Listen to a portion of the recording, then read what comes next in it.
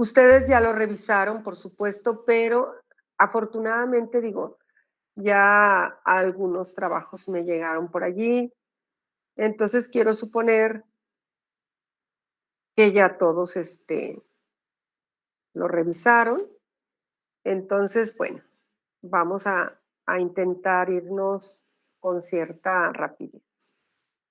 Si hay algún problema, por favor, me lo hacen saber. Está la presentación ya, ¿verdad? Sí, maestra. Ok, bien listos, muchachos. Nada más para reafirmar lo que ustedes ya leyeron. Bueno, dentro de la clasificación de antimicrobianos, y ahorita lo vamos a ver con un poquito de más detenimiento, vamos a tener dos definiciones muy particulares.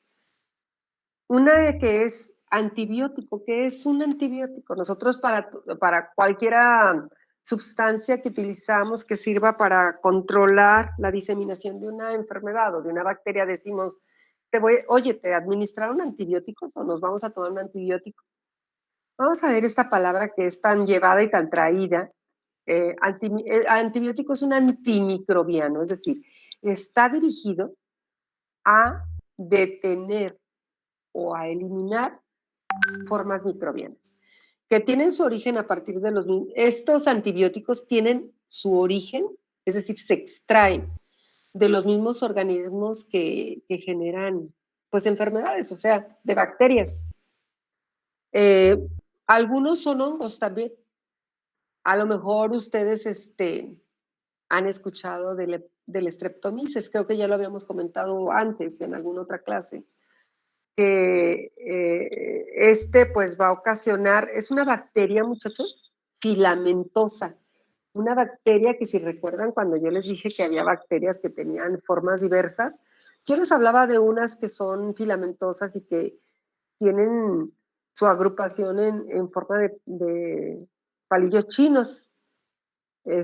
Bueno, pues los streptomyces son unas bacterias de ese tipo. Eh, Hay uno que es muy característico, es una familia grandísima de bacterias filamentosas que se llaman Streptomyces y de ahí se desprenden una gran cantidad de géneros. Pero hay uno en particular que se llama Streptomyces somaliensis, que es una bacteria de la cual se pueden extraer partes de la bacteria y estas procesarlas y crear antibióticos. Uno de los antibióticos que se extrae del Streptomyces es la streptomicina. ¿Sí? La streptomicina, pues es un antibiótico que se usa mucho en pacientes tuberculosos. El ácido clavulánico. ¿Ya habíamos visto parte de esto, muchachos? ¿No? ¿No habíamos visto este tema? No, No, no, Ok, doctora. ok. Ácido clavulánico.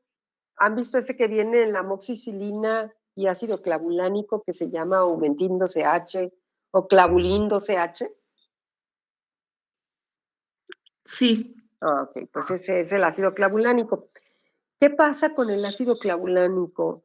De por sí solo resulta ser un poco nefrotóxico, entonces no lo usamos solo, lo usamos combinado con amoxicilina, que es una penicilina semisintética. Luego la neomicina, el cloranfenicol, que yo creo que ustedes han visto más de alguna vez, se extraen de este tipo de bacterias. Eso es un antibiótico. Mande usted.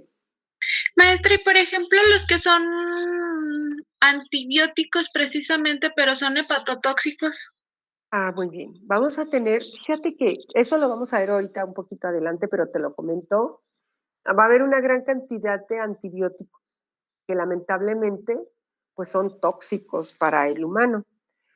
Eh, Tenemos que buscar cuáles son las vías de depuración, es decir, cuál es la vía por la cual el antibiótico o los metabolitos ¿qué son metabolitos? Fragmentos del antibiótico, en este caso, que se van a excretar. Necesitamos ver cuál es la vía de excreción. Si yo tengo un paciente que tiene afectado el hígado, voy a buscar antibióticos que se eliminen por riñón y no por hígado. o viceversa, ¿sí me explico? Sin embargo, no siempre vamos a poder hacer eso. Y entonces, a veces vamos a tener un paciente afectado de todos lados o un paciente que está afectado de X sistema, pero nos es sumamente importante darles ese antibiótico. Y entonces, ¿qué es lo que hacen aquí, muchachos? Se evalúa riesgo-beneficio y se dice, bueno, yo tengo este paciente con este y este problema. Si no le doy el antibiótico, se me va a morir. Y si se lo doy, a lo mejor le va a afectar un poquito más lo que ya trae. Bueno, pues ya me meteré en otro problema, pero por ahora trato de resolverle la infección. ¿Sí me explico?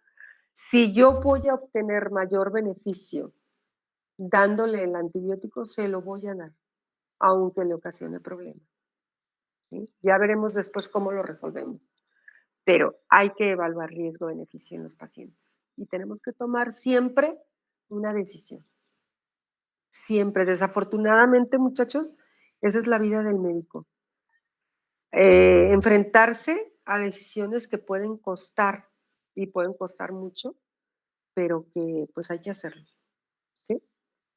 Esa es la respuesta.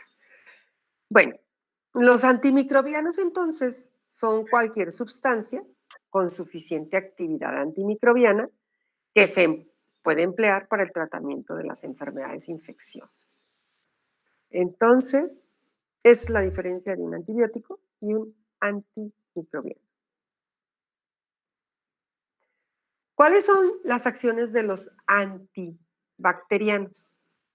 Bueno, pues un antibacteriano puede ser bactericida, o sea, va a destruir todo el crecimiento de las bacterias y las va a matar. De ahí que se le considere letal. Va a matar toda forma bacteriana que haya, aparentemente. Y un bacteriostático es un antimicrobiano que lo único que va a hacer es inhibir el crecimiento, pero si inhibe el crecimiento va a llegar el momento en que esas bacterias que ya están ahí y que les ha sido imposible multiplicarse, se agoten y se mueran. ¿Sí? Entonces, las dos formas que tenemos de destruir bacterias es dando un antibiótico que sea letal por las características, ¿sí? Y dando otro que detenga o paralice el crecimiento bacteriano y que con el paso de las horas, las que están ahí, pues se destruyen. ¿Sí? Doctora, disculpa. Dime. Entonces, en el bacteriostático es donde se dice que disminuye la carga viral del...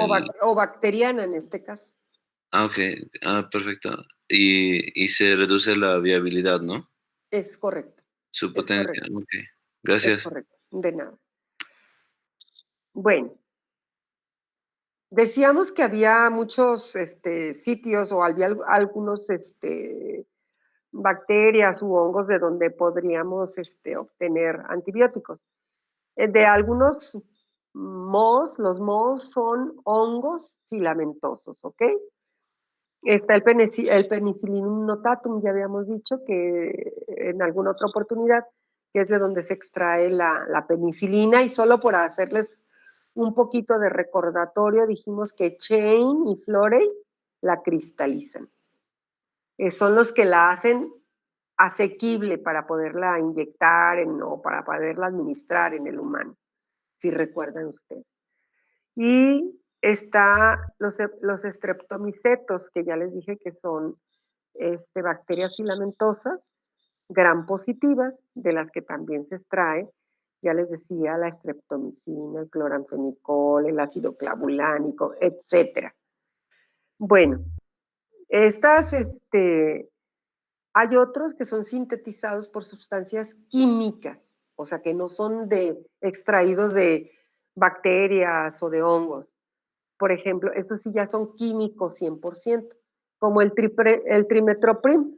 A lo mejor por allí alguien lo ha encontrado, el trimetoprim sulfamethoxazol, que tiene su función va dirigida a una enzima que es la de hidrofolato reductasa. que si ustedes recuerdan esta dihidrofolato reductasa, va a tener acción en la generación de proteínas para el ADN. ¿Sí? Y hay algunos otros que sirven para manipular molecularmente los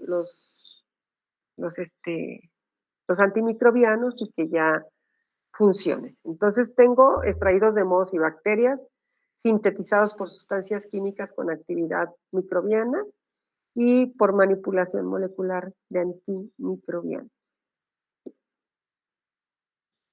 Bueno, aquí hay un esquema que ustedes, algunos me enviaron algo parecido. Este es el mecanismo de acción. Fíjense bien, si ustedes recuerdan, dijimos que tenemos gram positivos y gram negativos, ¿verdad? De las bacterias. Cuando tengo gram positivos tienen pared celular. Y uno de los antibióticos que utilizaremos con mucha frecuencia son antibióticos que afectan la pared. ¿Sí? Cuando yo hablo de gram negativos, voy a tener bacterias que lo que tienen de primera intención es la membrana celular. Entonces, obviamente, voy a afectar membrana celular o voy a afectar movilidad, etc. Bueno, aquí este cuadrito es muy bueno porque ustedes van a poder ver que tenemos, por ejemplo, los que afectan la síntesis de pared. ¿Sí? Voy a tener los beta-lactámicos. ¿Qué características tienen los beta-lactámicos? Pues que tienen un anillo especial, que tienen una enzima especial que es la beta, es una enzima que se llama beta-lactamasa que va a ir a inhibir un anillo de las bacterias, va a ir a inhibir la beta-lactamasa de las bacterias para evitar que la pared se forme. ¿Cuáles son los que afectan la pared celular? La penicilina, la cefalosporina, los carbapenémicos y el monobactam. Van a ir a esta estructura azul que ustedes ven y la van a hacer, primero, que no se produzca la enzima suficiente para que esa pared esté. Y segundo, la van a hacer porosa para que pueda penetrar líquido del exterior celular bacteriano y pueda destruir, hipertonizar la bacteria y se rompa. Otro antibiótico que va a entrar ahí, pues es la vancomicina. ¿Sí? Y algunas polimixinas van a entrar a la membrana celular de los gram positivos. ¿Sí? Después voy a tener los que afectan la síntesis de ácidos nucleicos. Ustedes saben que los ácidos nucleicos son necesarios o indispensables para la vida.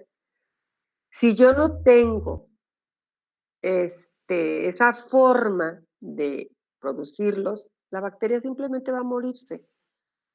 Y las quinolonas, por ejemplo, van a ir a afectar la DNA girasa, que es una enzima que va a servir para torcer, digamos, las hebras de RNA. La rifampicina, que va a afectar la RNA polimerasa, ahorita lo vamos a ver. Va a haber otros antibióticos que van a afectar la síntesis de proteínas. Y estas van a afectar directamente en el ribosoma de la bacteria. Si se acuerdan, la fracción mayor es la 50S y la menor la 30S. Y van a ir a afectar aquí para que no produzcan o no se sinteticen las proteínas necesarias para que la bacteria se reproduzca. Y entonces también va a ir a ocasionar problemas. ¿Cuáles serán? Pues los macrólidos, y estoy segura que hoy han oído muchos. Por ejemplo, la clindamicina es un macrólido. El cloranfenicol es un macrólido. La eritromicina es un macrólido. ¿Sí? Y acá en este caso, Las tetraciclinas. Ahorita que vayamos avanzando, les voy a explicar algunas cosas de cada uno. ¿Hasta ahí alguna duda?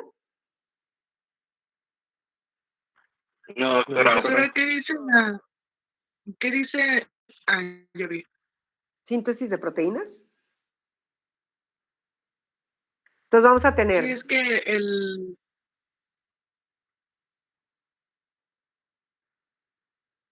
Bueno, los antibióticos van a entonces a intervenir en 3 áreas muy importantes de la bacteria. La síntesis de pared, la síntesis de ácidos nucleicos y la síntesis de proteínas. Ahí van a estar todos los antibióticos que conocemos.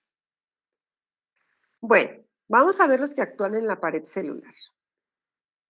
Bueno, dentro de los que actúan en la pared celular, déjenme quitar eso, vamos a tener los betalactámicos.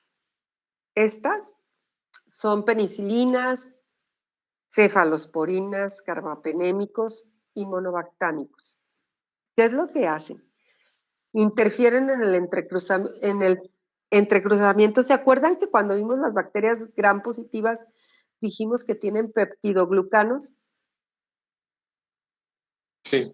Sí. Sí. Ok, y estos al unirse con otras enzimas que se llaman transpeptidasas, van a reforzar la pared celular. Entonces los betalactámicos lo que van a hacer es que esa pared celular se refuerce. ¿Sí? Vamos a tener los glucopéptidos, como la vancomicina y la teicoplanina. Estos van a inhibir igualmente el ensamblaje del peptidoglucano al fijarse directamente con los aminoácidos de las cadenas laterales de este polipéptido. Y la intención, muchachos, de todos los antibióticos que van a ir a afectar pared es hacer debilitar la pared, en pocas palabras. Esa es su función. De una o de otra manera, ya sea interviniendo en el anillo betalactámico o interviniendo en los peptidoglucanos. La idea es facilitar el que entren todos estos líquidos extracelulares, que se fijen algunas células de defensa y destruyan a la bacteria con mayor facilidad. Déjenme ver qué pasó. Ay, discúlpenme.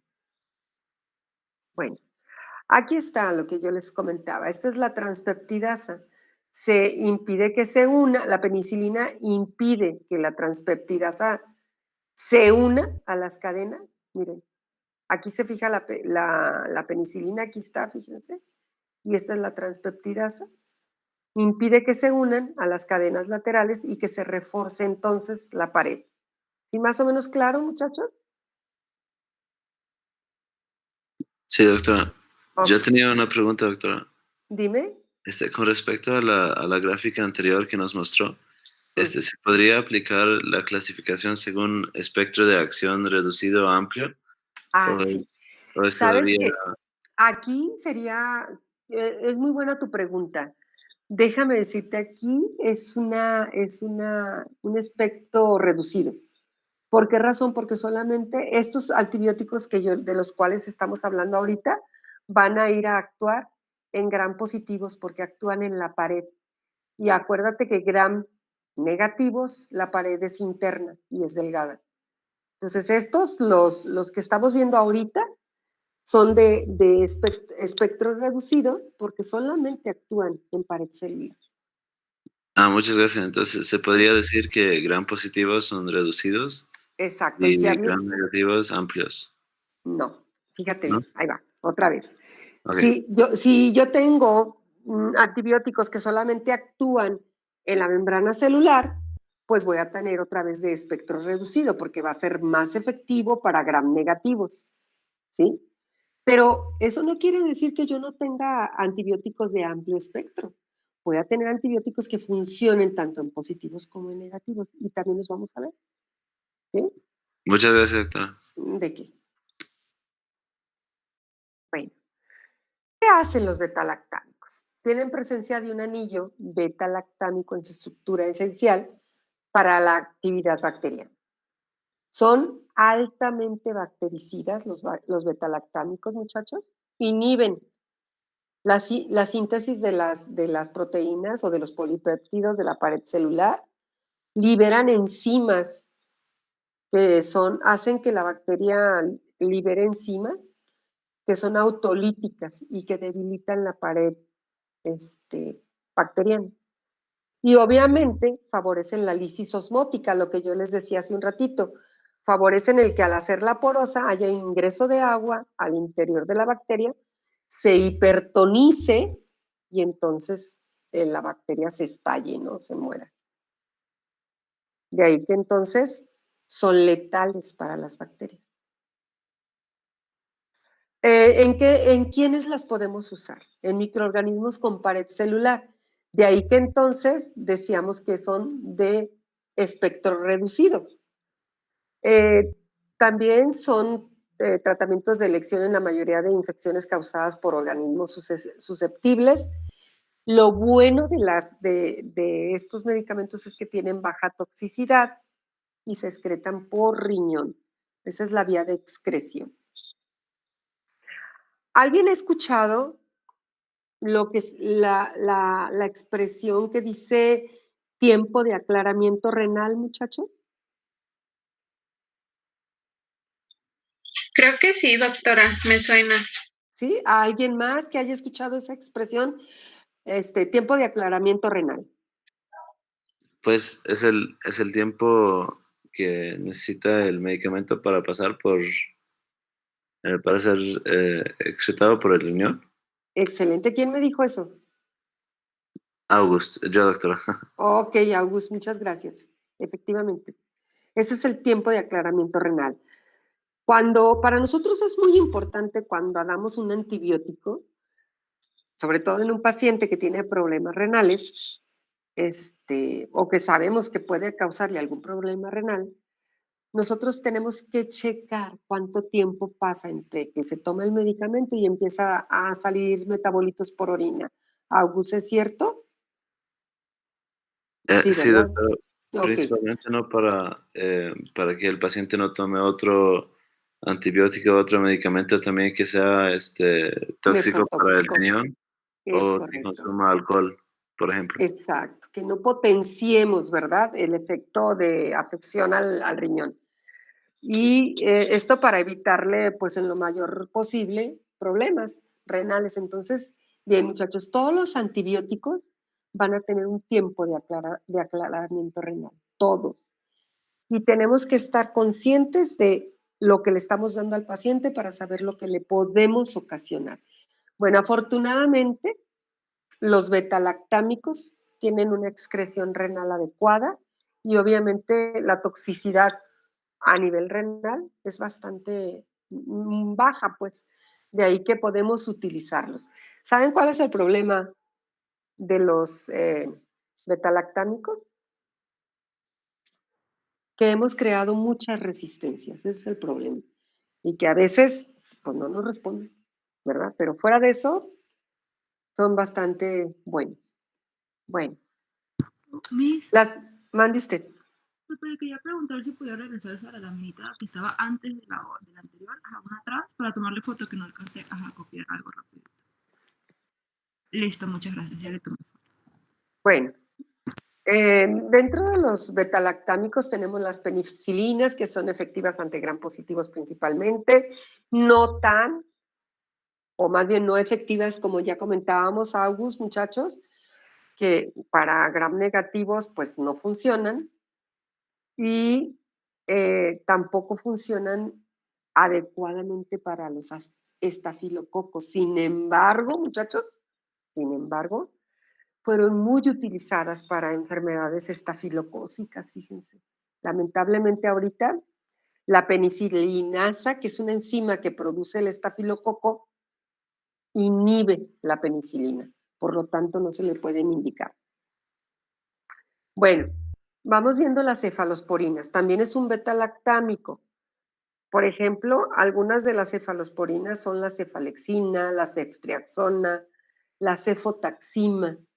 Estas hacen cierta, por ejemplo, tienen resistencia a la penicilinasa de los estafilococos y a las beta-lactamasas del grupo de los gram negativos.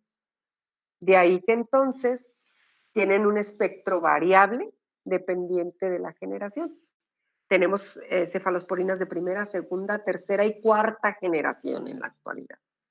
Así es de que dependiendo de qué generación sean, sí se pueden indicar tanto en gram positivos como en gram negativos. Y estas entonces serán de amplio espectro.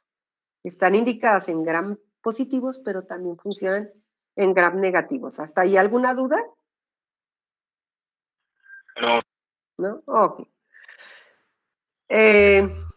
Los betalactámicos, entonces, son inhibidores de la beta-lactamasa y dentro de esos tenemos el ácido clavulánico, el sulbactam, el tazobactam.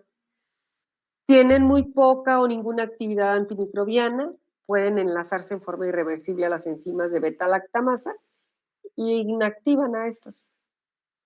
Y los carbapenémicos, como el imipenem y el meropenem, tienen un espectro más amplio de los betalactámicos, actúan para gram positivos y negativos, y son resistentes a las beta-lactamasas de los estreptococos y de los estafilococos.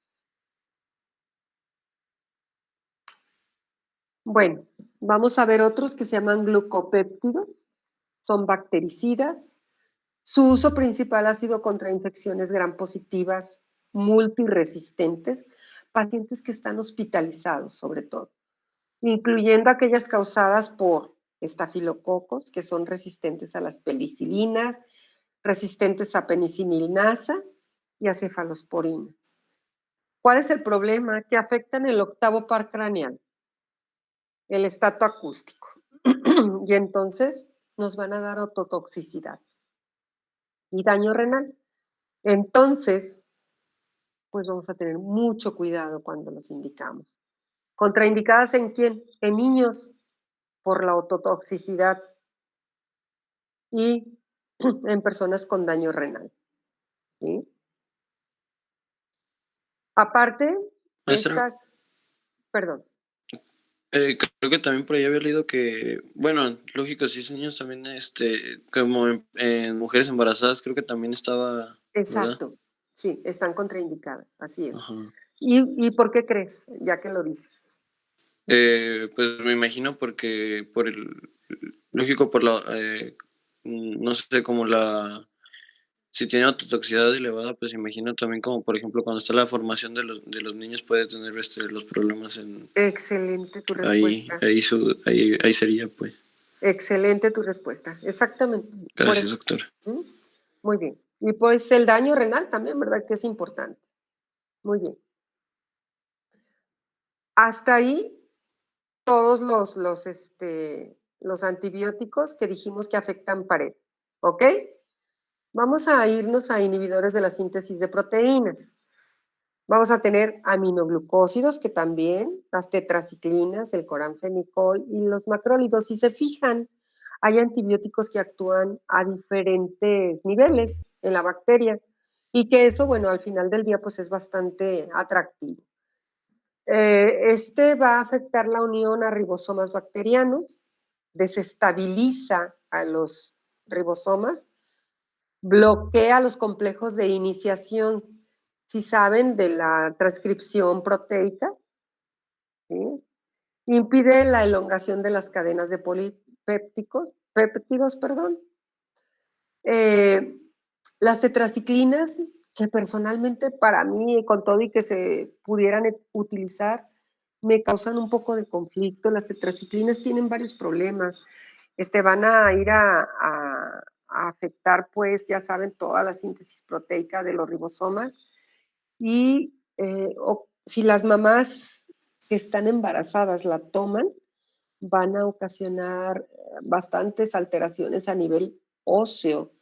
Inclusive van a afectar a nivel de la dentina rudimentaria en los niños. Nacen, cuando ya una vez empiezan a salirles los dientes definitivos, los dientes se ven manchados, como con manchas amarillas, naranjas. que no se quitan de sus dientes hasta que, la verdad, ni con blanqueamientos de ningún tipo. Entonces, eso vienen a ser las tetraciclinas durante el primer trimestre y segundo trimestre de gestación. El cloranfenicol se fija en la unidad ribosómica 50S y bloquea la acción de la peptidiltransferasa. Por lo tanto, evita la extensión de la cadena polipeptídica, ¿sí? Los macrólidos se enlazan a la subunidad 50S y bloquean la reacción de translocación proteica.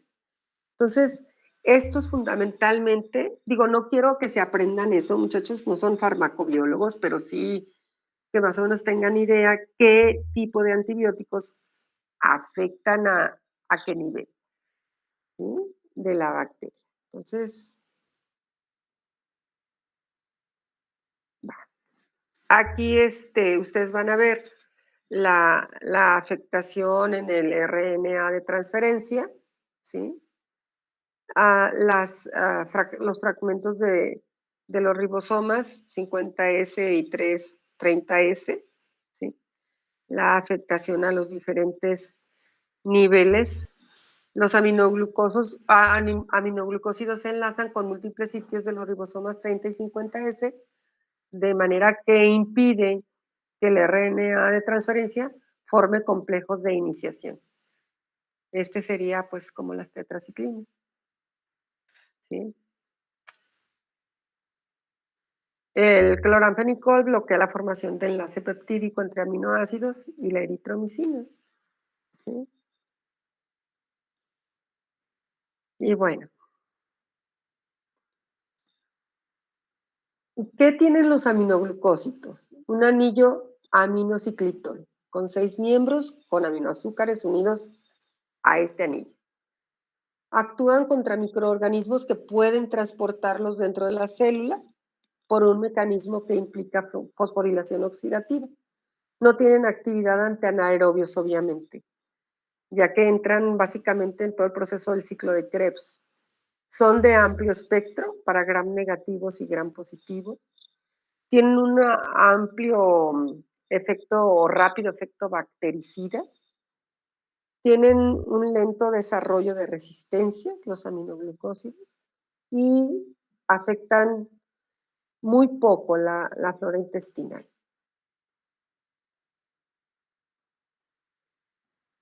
Bueno, esas son las tetraciclinas. Tiene 4 anillos de benceno fusionados. Tienen efecto bacteriostático. Fíjense, ni siquiera tan interesantes. Es de amplio espectro. Sirve para bacilos, para cocos, gram positivos y negativos, aerobios y anaerobios. Y la excreción es biliar, que eso es bueno, que sea biliar, ¿sí? Tetraciclina. Entonces, el cloranfenicol tiene una estructura anular simple de nitrobenceno fabricada por síntesis químicas. Si se acuerdan, muchachos, todos estos que estamos viendo son los que van a alterar la síntesis proteica bacteriana. ¿Sí? Tienen acción bacteriostática, actividad frente a aerobios y anaerobios y puede causar toxicidad grave. Una de las principales alteraciones que tiene es a nivel de médula ósea, por lo tanto no se le puede dar a mujeres embarazadas y a pequeñitos. Disfunción abdominal, alteraciones respiratorias y circulatorias y puede producir anemia aplásica. Obviamente estamos hablando de tratamientos prolongados, muchachos, pero aún así tenemos que cuidar esa situación.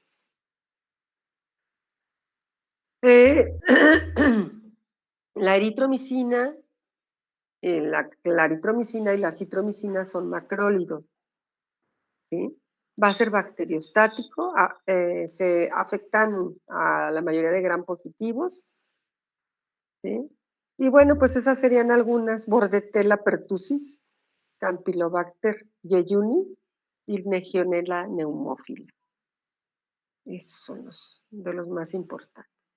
Esta produce neumonías, Este produce diarreas del viajero, Campylobacter jejuni, y llega a ser muy agresivo porque puede producir parálisis y va a producir una afección respiratoria también sumamente importante, la tosferina, la Bordetella pertussis.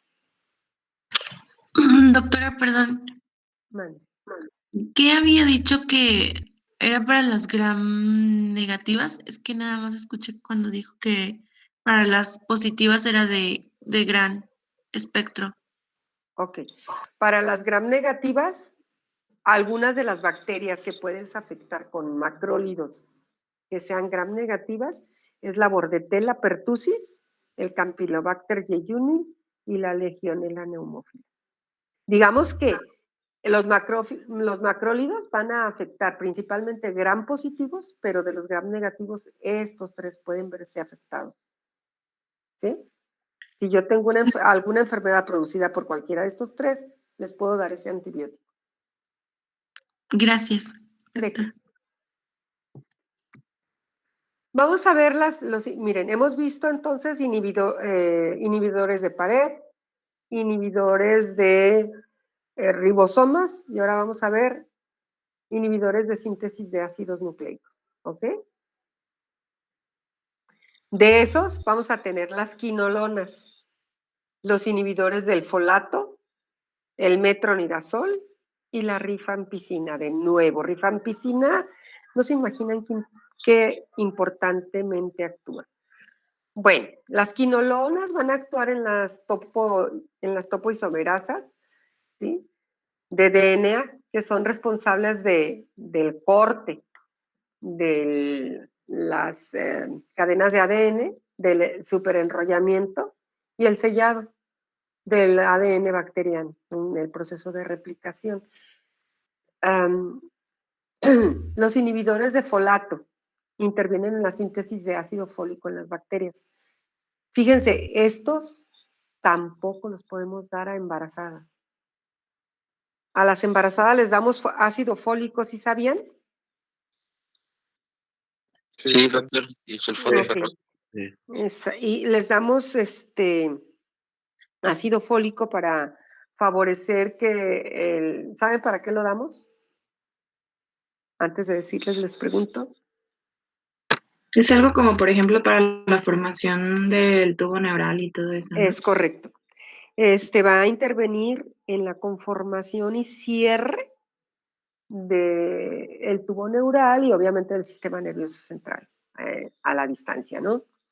De ahí que si nosotros favorecemos que se inhiba la absorción de los folatos, vamos a crear mielodisplasias muy importantes que ya las podrán ver en algún momento. Entonces, pues obviamente en embarazadas en el primero y segundo trimestre, de preferencia, no. El metronidazol, que induce ruptura de las hebras de DNA, y la rifampicina, que se enlaza a la subunidad beta de la RNA polimerasa, dependiente de DNA, y esto favorece, pues, que se dé inicio la síntesis inhibe la síntesis o el inicio de la síntesis de RNA. O sea, bloquea el que se sintetice el RNA bacteriano y en consecuencia, pues la bacteria se muere. Entonces, ese sería su mecanismo de acción. ¿Hasta ahí alguna duda, muchachos? Si ustedes quieren tomarle fotos a las diapositivas, háganlo. Digo, yo sé que muchos lo están haciendo. La verdad, ahorita todavía tengo el problema de cómo subir. No puedo